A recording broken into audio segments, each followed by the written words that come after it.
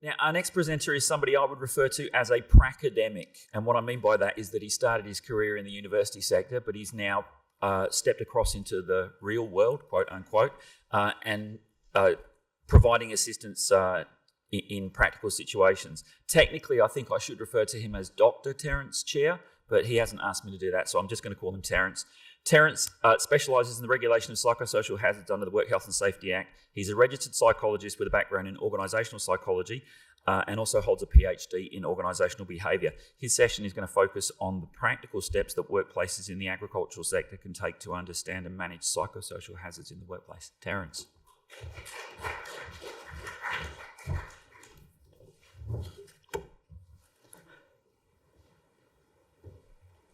Have you felt there's always something additional being added to your plate, especially as a farm owner, farm manager?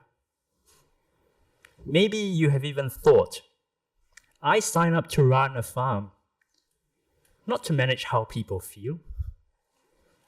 And now I'm expected to look after everyone's mental health as well. What if it's not about fixing people, more about fixing the way work is set up? What steps can you take? Not fixing people,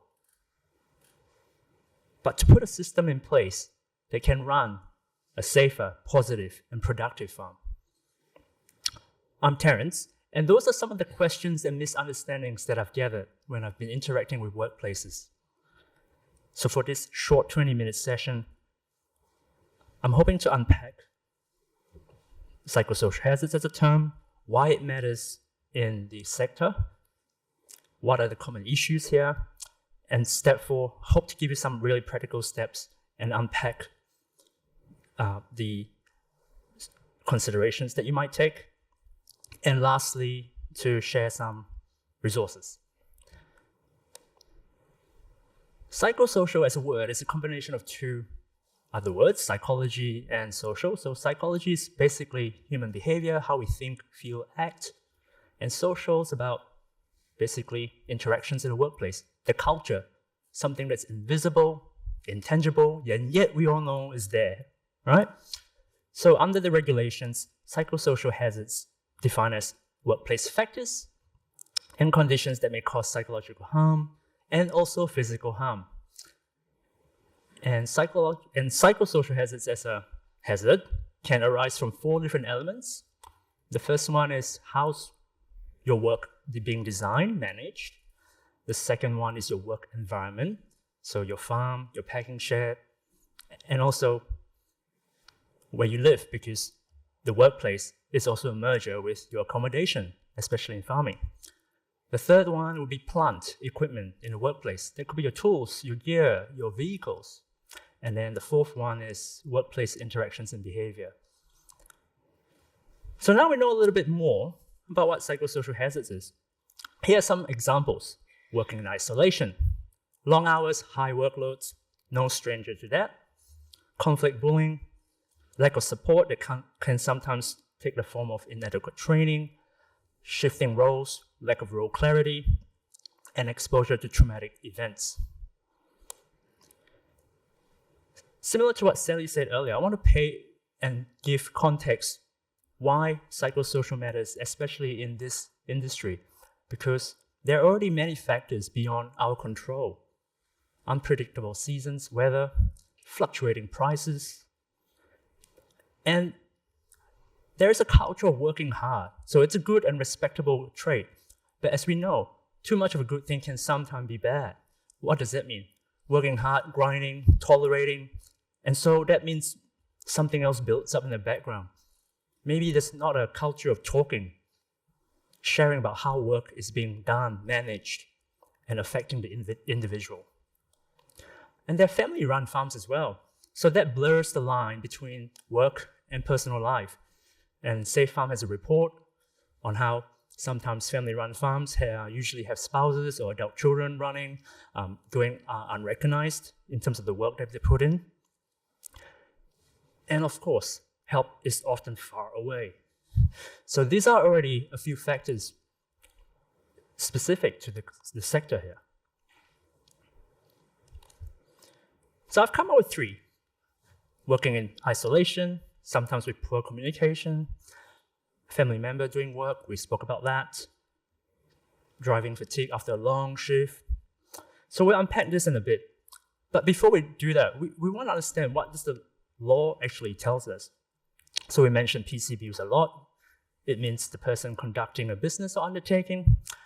And we have to both we have to protect the health of workers for both physical and psychological health. And for those of you who are interested, the QR code brings you to one of the publications we have that is a plain English guide to interpreting the Act as well. And supporting the Act is a set of regulations. So specifically for psychosocial, it's regulation 55A to 55D. And what does that really tell us? Same thing, that as a PCBU, you need to identify, manage, control the psychosocial hazards. And essentially, it's the same duty of care as physical hazards. Applies to all businesses, farmers, contractors, your subbies. So now we know what is required of us. How do we do it? Back to this circle, the 4-step risk management approach. So I've added in the word psychosocial hazards. So first thing is to identify. How do you identify? High level wise, we can talk to the workers, we can observe behavior. You've been working with people, you're spending long hours. So if someone suddenly turns up, not their usual self, check in and say, find out, hey, I've noticed that your behavior has changed recently. Something happened. If you want to share, I'm here to listen. Once you've identified hazards or risk factors, ask, what's the impact? Who's affected? Start assessing the risk. What's the likelihood of harm happening? And thirdly, implementing controls. What can you change or improve? And fourth, come back and monitor review. So if you notice around this circle, bagel, donut, outside the layer, it says communication and consultation. That's really important. So 2 years ago, I'd done a lot of deep dive into how to unpack these 4 steps in a psychosocial realm. So for this presentation, I thought I'll do something separately different. I noticed a lot of PCBs are really good at steps 1, 2, 3. They know, they find out, they do something about it. But what's often missing or let go could be due to time pressure, resources, constraints. Number 4, and the circle around it, is usually not followed up.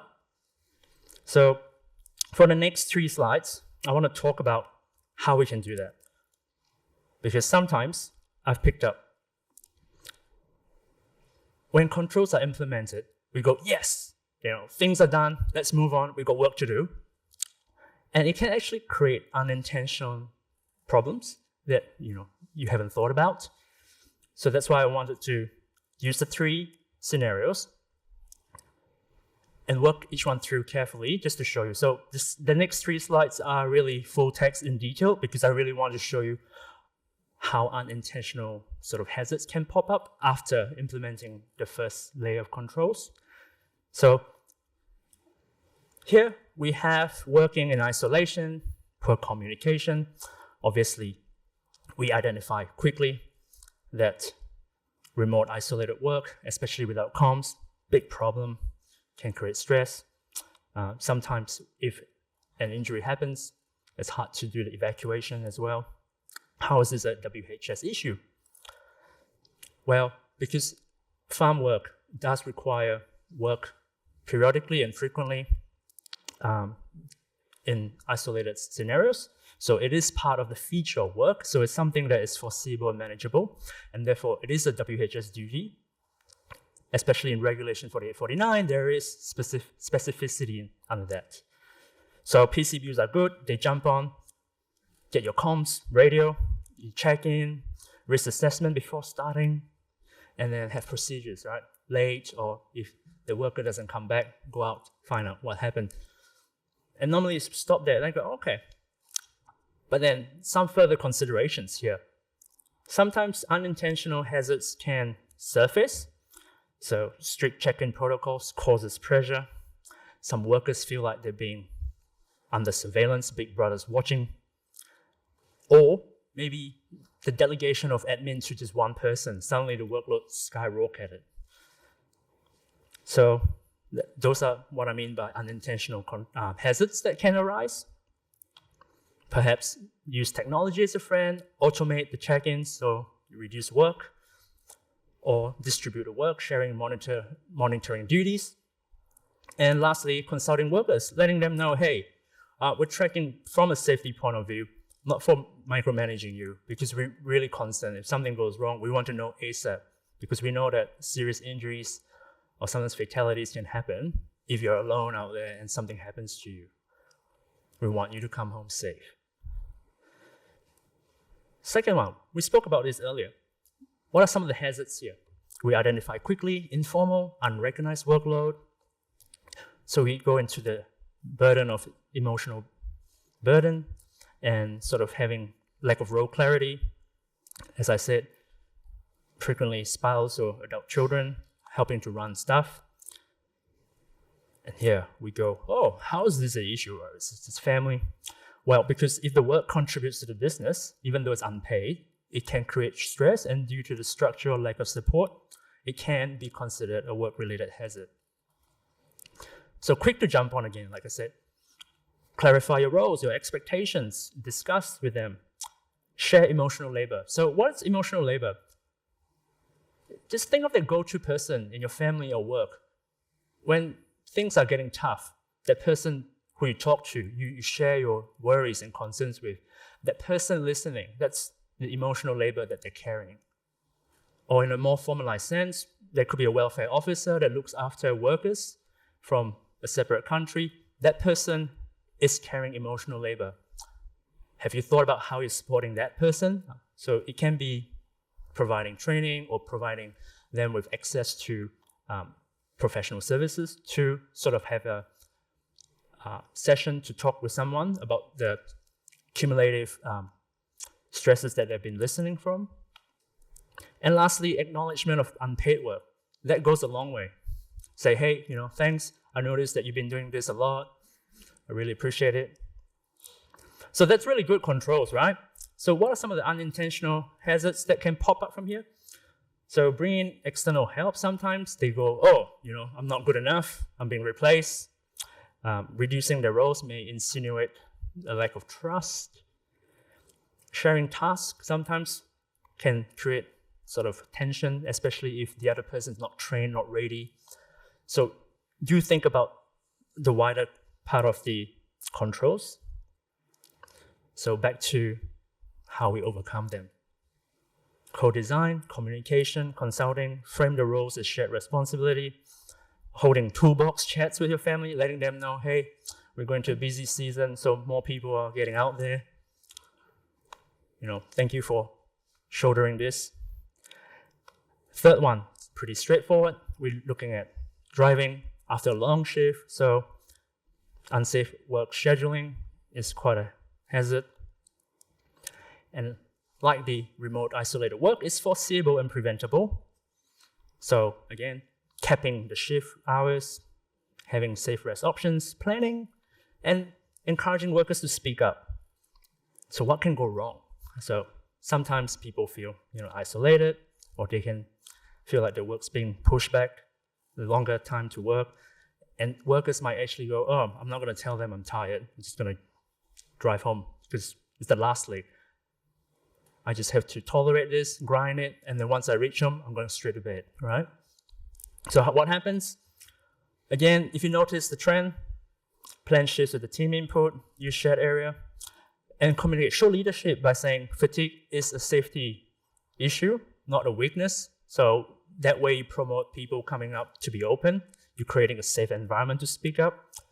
Tell them that rest is linked to productivity and error reduction and can save lives. So the purpose of sharing the 3 scenarios in detail was to just show that after implementing controls, come back and review, have a consideration, chat with the workers, communicate, consult, say, hey, are the controls really working? If not, let us know. What are some of the new problems that surface? It's always an iterative process. That's why that risk management approach is a circle. So here, regular chats checking in, not just talk about work, role clarity and breaks. So what I like is Smoko, very Aussie, I learned it. I'm not advocating for smoking, by the way. What I really like about Smoko is it's true Aussie mateship, right? You get out there, you don't talk about work, have a pie, coffee, and share what's going on, how have you been for the game. So respect that. Back each other during busy periods.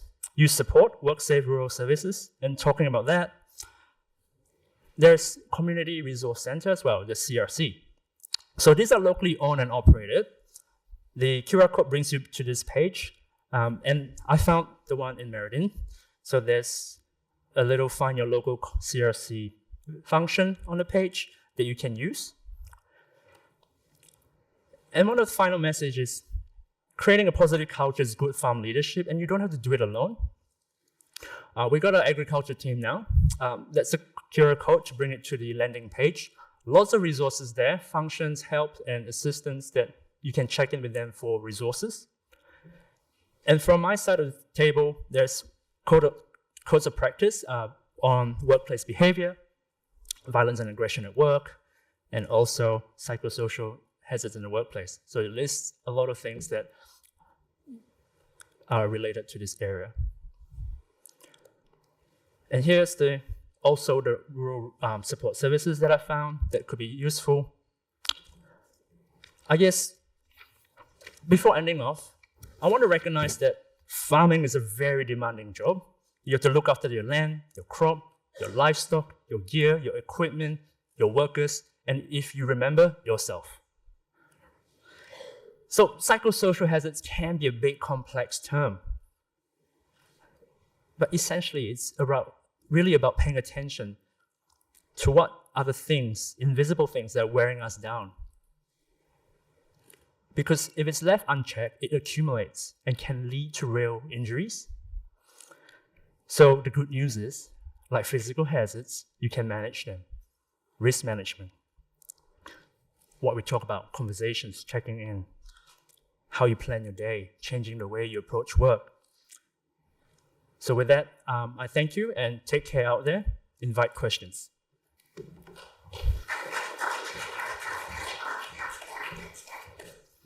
Thank you, Terence. Any questions from the floor? No, lots of good tips, and there's clearly a lot of advice and guidance out there, but it is a complicated and complex area that we need to take care of now. Thank you, Terence. Thank you.